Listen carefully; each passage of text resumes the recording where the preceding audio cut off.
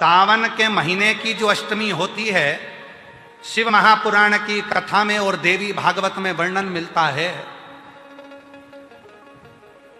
देवी भागवत में और शिव पुराण में वर्णन मिलता है, अष्ट सिद्धि नवनिधि 64 योगिनी सारी विद्या नव देवी सब सावन के महीने की अष्टमी तिथि के दिन महादेव से मिलन करने आती हैं।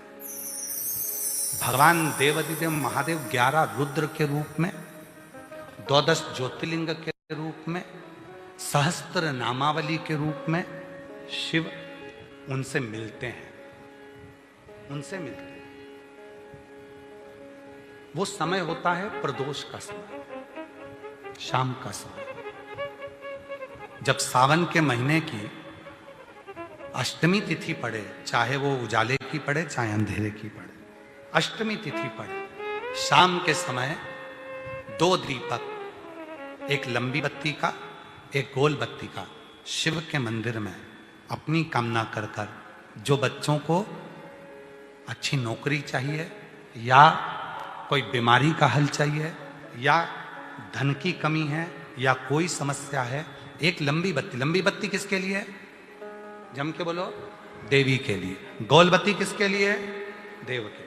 2 बत्ती घी की, गोल बत्ती को जलाओ पहले, फिर लंबी बत्ती का जो दिया हो उसकी बत्ती का मुख गोल बत्ती की ओर हो, वो बत्ती अपनी ओर नहीं हो। समझ में आ रहा है ना सबको? जो बत्ती होती है, जब भोलेनाथ जी को भी मालूम है आज ये वाली कथा बाचेगा जब ये दिया आ गया हो। ये जो बत्ती का मुख है, देखो ये दिया, ये लंबी बत्ती, ये गोल बत्ती, तो ये जो गोल बत्ती है आपने यहां जलाई और ये लंबी बत्ती जो है ना, इसका मुख गोल बत्ती की ओर हो। 64 योगिनियां, अष्ट सिद्धि, नवनिधि, 9 देवियां, सारी विद्या, शिव जी की जो गोल बत्ती है, शंकर क्या है? ज्योतिर्लिंग, ज्योतिर्स्वरूप। मां दुर्गा क्या है? ज्योति स्वरूपा। क्या कहते हैं? ज्वाला महारानी की। ये ज्योति के रूप में जब हम गोल बत्ती के सामने अष्टमी के दिन प्रदोष के समय पर लंबी बत्ती का दीपक, पहले गोल बत्ती का दिया जलाया, फिर ये लंबी बत्ती का मुख उधर की ओर कर कर दीपक को जब हम प्रज्वलित करते हैं और अपनी जो कामना दोनों दीपक के सम्मुख में करते हैं, वो कामना पूर्ण होकर ही रहती है। पर करना क्या है? दोनों अष्टमी पर, सावन के महीने में जो उजाले पक्ष की अष्टमी आएगी उस पर भी करना है, और जो अंधेरे पक्ष की आएगी उस पर भी करना है। बड़ी सुंदर दीप बनाया है, जोरदार ताली बजाओ जिसने बनाया।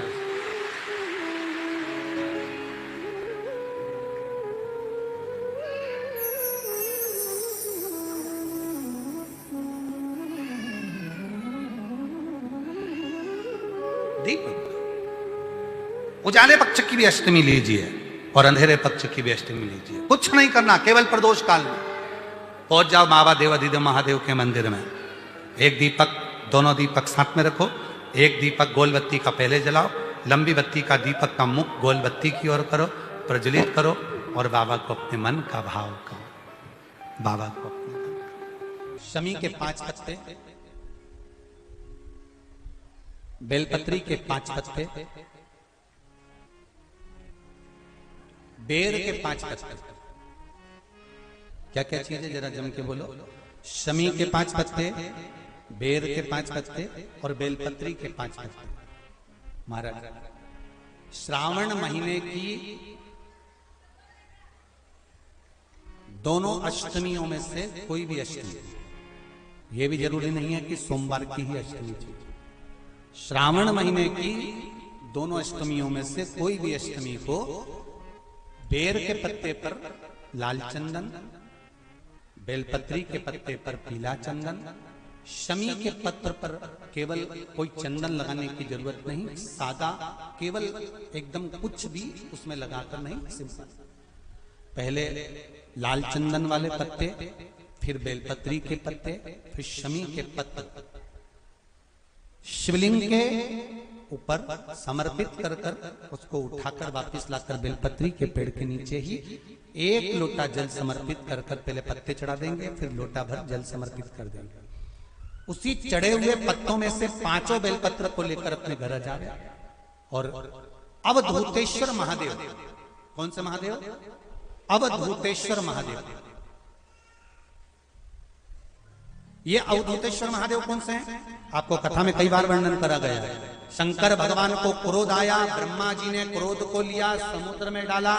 उस रूप को क्रोध का एक रूप था, क्योंकि जो मदिरा पान करने वाले होते हैं, व्यसन करने वाले होते हैं, गलत काम करने वाले होते हैं, इनको सुधार करे जा। जितना तुम समझाओगे ये उतना कबूल होंगे। तुम बच्चों से कहोगे गलत लड़के के साथ रहना मत रहे, तो और ज्यादा क्रोध करेगा, और चिड़चिड़ करेगा, और अपशब्द कहेगा। तो ये क्रोध को संयमित कर दे। अवधूतेश्वर महादेव, अवधूतेश्वर महादेव का स्मरण कर 5 पत्तों को लेकर आइए। कुछ समय बाद जैसा जैसा समय की अनुकूलता मिले, आप किसी मदिरा का पान करने वाले या किसी व्यक्ति को वो पत्ते दोगे या प्रसाद के रूप में दो तो अच्छी बात है, नहीं तो उस पत्ते का थोड़ा थोड़ा भाग भी प्रतिदिन मात्र 21 दिन तक अगर थोड़ा थोड़ा भाग भी दे दिया जाए तो धीरे धीरे धीरे धीरे मदिरा पान, व्यसन, गलत आदतें छूटना प्रारंभ हो जाती है और वो शंकर की शरणागति ग्रहण करते हैं। महाराज शिव अर्चना, ये तो अभी अभी लोगों की थोड़ी सी सोच गलत हो गई। ये दुनिया के लोगों को ये तो मालूम नहीं है भगवान शंकर के लिए, हाँ शंकर भगवान के पास में भांग रहती है, शंकर भगवान के पास में भांग रखी हुई होती है। शंकर भगवान का भांग का श्रृंगार होता है, क्योंकि उसको बूटी के रूप में, औषधि के रूप में लिया जाए। और कोई कहे कि शंकर भगवान भांग का नशा करते हैं, तो ये संसार के लोगों को समझा देना कि शिव भांग का नशा, मेरा भोलेनाथ भांग का नशा नहीं है, शिव नशा। जब आप किसी कार्य के लिए आगे बढ़ रहे हो और वो कार्य हो ही नहीं रहा, बहुत प्रयास कर लिया आपने और वो काम हो ही नहीं रहा, अथक प्रयास कर कर थक गए, तब घर से जब निकलो तो एक विचार कर कर निकला, मुख से कहकर निकलना कि आज मैं इस कार्य के लिए जा रहा हूं और मेरे साथ मेरा महादेव जा रहा है। कौन जा रहा है? महादेव जा रहा है।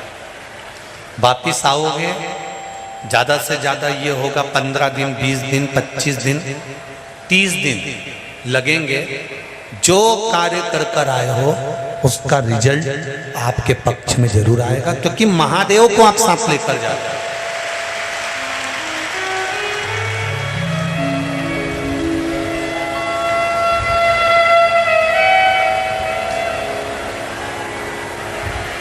अगर हमने किसी की निंदा कर दी है, हमने किसी की निंदा श्रवण कर ली, हमारे मुख से हमने अपशब्द कह दिया, हमारे मुख से हमने किसी को ताना दे दिया, हमारे मुख से हमने किसी को गाली दे दी, हमारे मुख से हमने किसी को आड़ा टेढ़ा बोल दिया, तो दिन भर में कम से कम 3 बार या तो गंगा जी का स्मरण कर लेना चाहिए, हर हर गंगे, या फिर नर्मदे हर, और अगर ये भी नहीं कर सकते तो हर हर महादेव।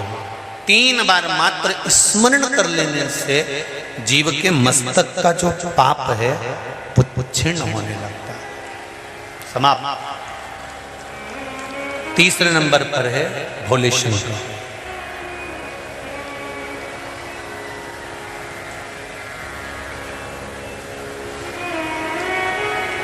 बहुत तेज क्रोध आ रहा,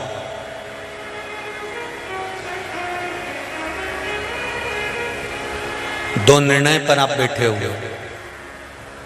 एक मन कर रहा है इस लड़के से शादी करूं कि इस लड़के से शादी करें, इस लड़की से ब्याह करें कि इस लड़की से ब्याह करें, किराने की दुकान डालें कि जनरल स्टोर डालें, इस जगह पर नौकरी करूं कि इस जगह पर नौकरी करूं। उस समय पर जब 2 नाव सामने खड़ी है और एक नाव पर सवार होना है, उस समय पर एक बेलपत्र लेकर भोले शंकर का नाम लेकर एक बेलपत्र लेकर, भोले शंकर का नाम लेकर बेलपत्र के पेड़ के नीचे ही रखकर निर्णय ले लिया करो, वो निर्णय तुम्हारा सफल होगा, कभी भी निष्फल नहीं।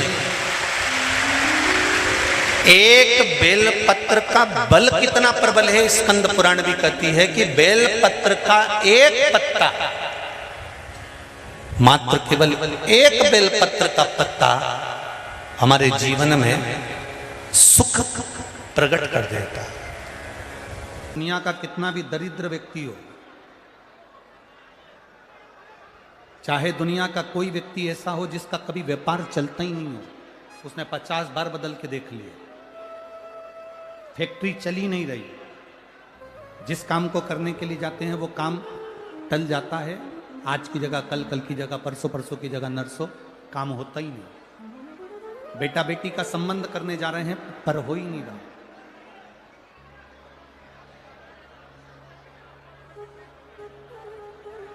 कितना भी दरिद्र से दरिद्र व्यक्ति, कितना भी दीन से दीन व्यक्ति, एक नियम वो अगर अपनी जिंदगी में बना ले, प्रदोष काल में, प्रदोष के समय पर बेलपत्री के वृक्ष के नीचे एक बार जाकर नमन करना और प्रदोष काल में शंकर भगवान के मंदिर में दिया लगाना, ये दो चीजें अगर वो 3 महीना भी लगातार कर ले तो उसके जीवन में कभी कोई समस्या आ ही नहीं सकती, कोई दुख आ ही नहीं सकता। एक नियम बना, जैसे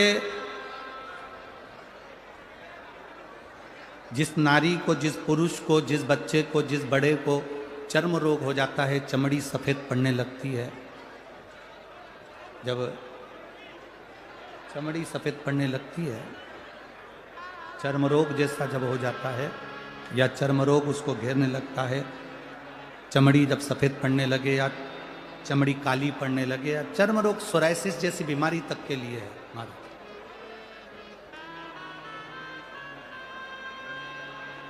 बेलपत्री के वृक्ष के नीचे की मिट्टी, बेलपत्री के वृक्ष के नीचे की मिट्टी, उसको जिस पात्र के अंदर शिवलिंग बनाने के लिए हम गलाएं,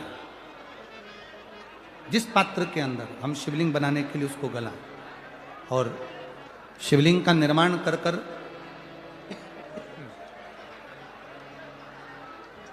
हम बेलपत्री के वृक्ष के नीचे उसका पूजन करें, उसका विसर्जन करें। और बेलपत्री के नीचे की जो मिट्टी है, जिस पात्र में गलाई जाती है, उस पात्र के पानी का स्नान, उस मिट्टी का थोड़ा सा भाग अपने शरीर पर लगाकर, जहाँ सफ़ेद चमड़ी हो रही हो या श्वेत चमड़ी हो रही हो वहाँ लगाकर और उसका स्नान करना यदि हम प्रारंभ करें। परंतु प्रदोष जैसे अपन शंकर भगवान के मंदिर जाते हैं, दर्शन करते हैं, पूजन करते हैं, उसी तरह बेलपत्री के वृक्ष के नीचे की मिट्टी को गलाकर हम शिवलिंग का निर्माण करते हैं। स्नान करना या शरीर पे लगाने के साथ में सबसे ज्यादा जरूरी है शंकर भगवान के उस शिवलिंग की पूजन करना, पार्थिव लिंग की पूजन करना। लगभग 2 शिवरात्रि निकलेगी महीने की और बाबा जहां जहां से चमड़ी सफेद हो रही होगी वहां वहां से धीरे धीरे बाबा अपने असली रंग को देना प्रारंभ कर देता है। इतना बेलपत्री के वृक्ष की पार्थिव लिंग निर्माण और पूजन की उस मिट्टी का इतना वर्णन हमारे शास्त्र करते हैं, इतना वर्णन। कैसा नीला कलर का पुष्प होता है, देखो छोटा है थोड़ा हमारे हाथ में, ये फूल का बेटा है, ठीक है, पूरा फूल नहीं है, ठीक है, फूल का बेटा है ये छोटा सा। अच्छा दिख रहा है? काय आस्था वालों दिखाओ तो सही, दिखाओ जरा बाजू में, और थोड़ा सा पास कर दो तो सबको नजर आ जाएगा। ठीक गया? शंख पुष्पी, अपारिजात भी बोला जाता है इसको, ठीक है। हर हर विराजो विराजो। तो एक पुष्प अपन कहते हैं, हमारे भगवान देवादिदेव महादेव को, भगवान शंकर को बड़ा प्रिय है ये पुष्प। अब किसी से पूछा जाए, आप कह रहे हो कि शंकर भगवान को ये नीला फूल, ये शंख पुष्पी भगवान शिव को इतनी प्रिय क्यों है, भगवान शंकर को इतनी प्रियता क्यों है, कोई से पूछे तो वो बताए चाहे ना बताए, पर शिव महापुराण का संवाद कर, कंठ में स्वयं मां जगत जननी ने 10 विद्या में से एक मां को याद किया, और मां तारा का एक स्वरूप मां सरस्वती के रूप में विराजमान हो गया। कंठ में रहने से विष की तपन के कारण, कंठ में रहने से विष की तपन के कारण उनका स्वरूप नीला पड़ गया। और जब उनका स्वरूप नीला पड़ गया तो भगवान देवादिदेव महादेव ने कहा, सुनो पार्वती, संसार के लोग, भूमंडल में रहने वाला यदि कोई भी मानव जिसकी विवेकता, बुद्धि, विचार, सोच, ज्ञान थोड़ा सा भी अगर उसमें कम है, तो वो नील सरस्वती का यदि आवाहन करे, मां नील सरस्वती स्तोत्र का पाठ करे, मां नील सरस्वती की स्मरण करे, तो उसकी विवेक, उसकी बुद्धि तीव्र होती है, श्रेष्ठ होती है। और सुनो पार्वती, यदि मान लो कोई नील सरस्वती का स्तोत्र का पाठ नहीं कर पाए, आराधना नहीं कर पाए, साधना नहीं कर पाए, स्मरण ना कर पाए, अगर कोई बच्चा एक शंख पुष्पी पुष्प को समर्पित कर कर जलाधारी पर, और 1 लोटा जल यदि वो समर्पित करता है, और उस जल का आचमन कोई बच्चा नित्य प्रति करता है, तो वो बच्चा धीरे धीरे विद्वत्ता धारण करता ही जाता है। जो याद करता है वो भूलता नहीं। ये मां नील सरस्वती की कथा है। 2 सरस्वती का दर्शन आपको और हमको होता है, 2 सरस्वती का स्मरण आप और हम करते हैं। एक सरस्वती जो स्वयं श्वेत वस्त्र धारण करी है, हंस पर बैठी हैं और बड़े आनंद के साथ में मां सरस्वती का सुंदर स्वरूप है। पर एक सरस्वती ऐसी हैं जो नीला उनका स्वरूप है, और नील सरस्वती के रूप में उनकी पूजन होती है। मां नील सरस्वती। महाराज,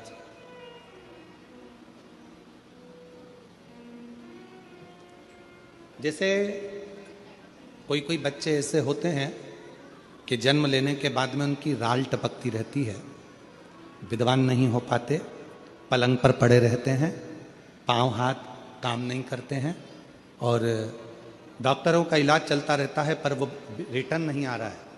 ये इनको बढ़ाओ ना। बच्चों की मुख से राल टपकती रहती है, विद्वत्ता नहीं रहती, माइंड थोड़ा सा कमजोर होता है, और शरीर भी उनका थोड़ा शिथिल रहता है। शरीर तो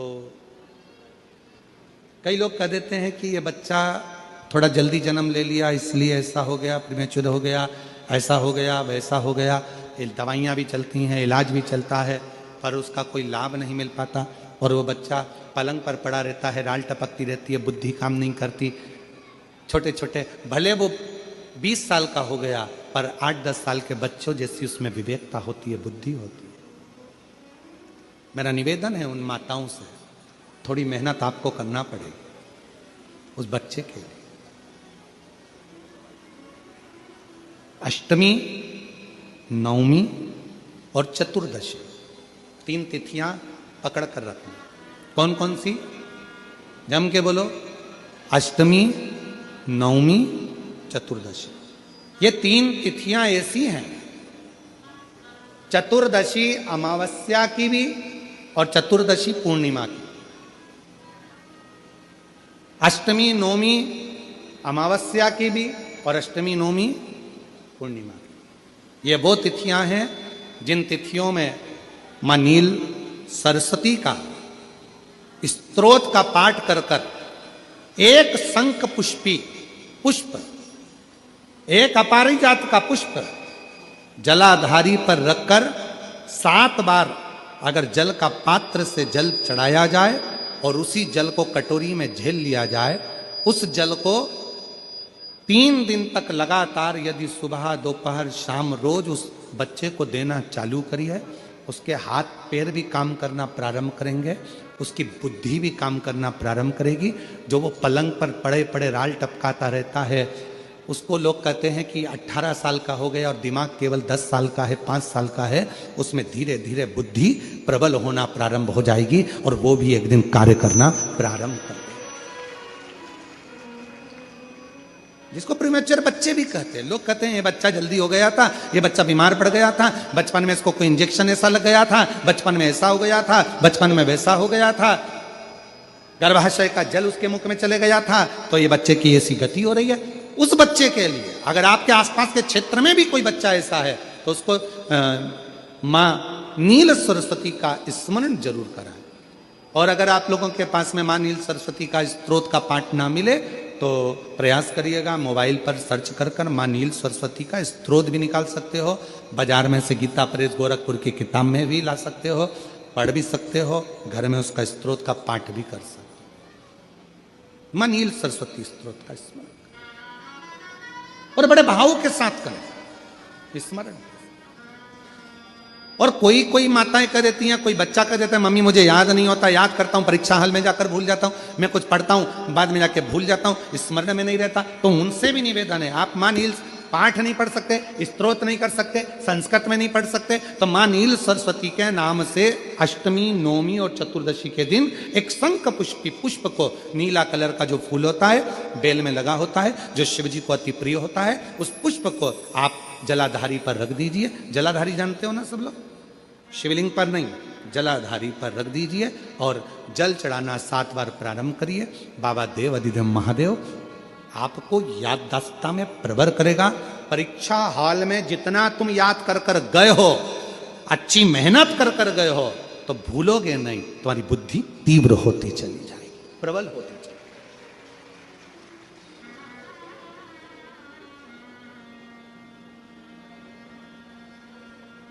आजकल आयुर्वेद में आप लोग अगर आयुर्वेदिक दवाइयाँ लेते होंगे, आयुर्वेद वालों के पास यदि जाते होंगे, तो वो भी अगर बच्चा पढ़ने में कमजोर है, बुद्धि से कमजोर है, तो उसको शंख पुष्पी की चाय पीने का भी कहते हैं। बाजार में आती होगी शायद, भैया कह रहे हैं कि बाजार में वो चाय भी मिलती है, नीली चाय। महाराज याददाश्ता के लिए, उसको प्रबल करने के लिए लोग शिव कथा कर रहे हैं। कौन सी सरस्वती? जम के बोलो, जम के जरा, पूरा तो नाम बोलो, मां नील सरस्वती। तुमने डायरेक्ट कह दिया नील सरस्वती। मां कौन लगाएगा? मां है ना अपने, तो उसका संबोधन पूरा होना चाहिए। कौन सी सरस्वती? मां नील